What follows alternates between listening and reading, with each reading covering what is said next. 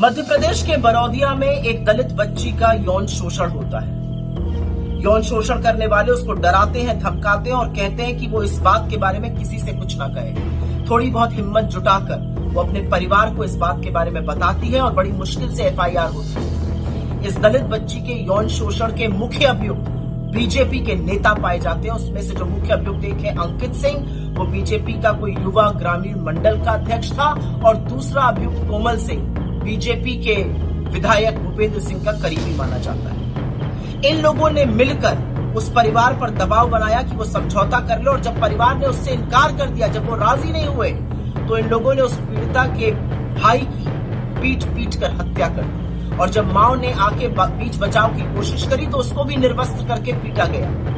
यही नहीं, अभी 3 दिन पहले पीड़िता के चाचा को समझौते के नाम पर बुलाया गया। जब उसने समझौते से इनकार किया तो उसकी भी हत्या कर दी गई। पर हैवानियत यहाँ पे खत्म नहीं होती है, हैवानियत तो यहाँ से शुरू होती है। क्योंकि वो दलित बेटी जब अपने चाचा की लाश को पोस्टमार्टम से लेकर एम्बुलेंस में गांव जा रही थी, तो एम्बुलेंस से गिर जाने पर उस दलित पीड़िता की भी मौत हो जाती है। 1 साल में 2 हत्याएं और संदिग्ध परिस्थिति में उस पीड़िता की मौत, जिसने बीजेपी के नेताओं पर यौन शोषण का आरोप लगाया था, ये सभ्य समाज की निशानी तो नहीं है। मुझे नहीं पता आपको इस बात की खबर मिली है कि नहीं मिली, लेकिन असलियत यह है कि दलित, आदिवासी, पिछड़ा होना इस देश में अभिशाप बन चुका है। असलियत तो यह है कि समझ में नहीं आता कि इन दरिंदों को क्यों लगता है कि वो इस देश की आधी आबादी के खिलाफ, खास तौर से दलित बेटियों के खिलाफ ये सब कर सकते हैं। उनको कहां से ये बेखौफ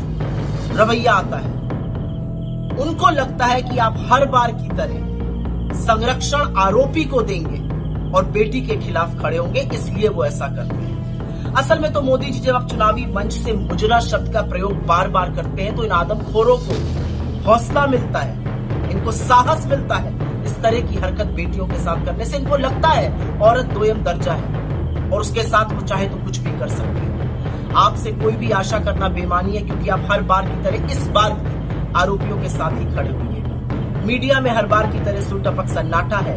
महिला मंत्री खामोश रहेंगे, महिला आयोग आंखों पे पट्टी बांध लेगा, लेकिन असलियत यह है कि इस देश में एक दलित बेटी के साथ इतनी बड़ी घटना होती है, हत्याएं होती हैं।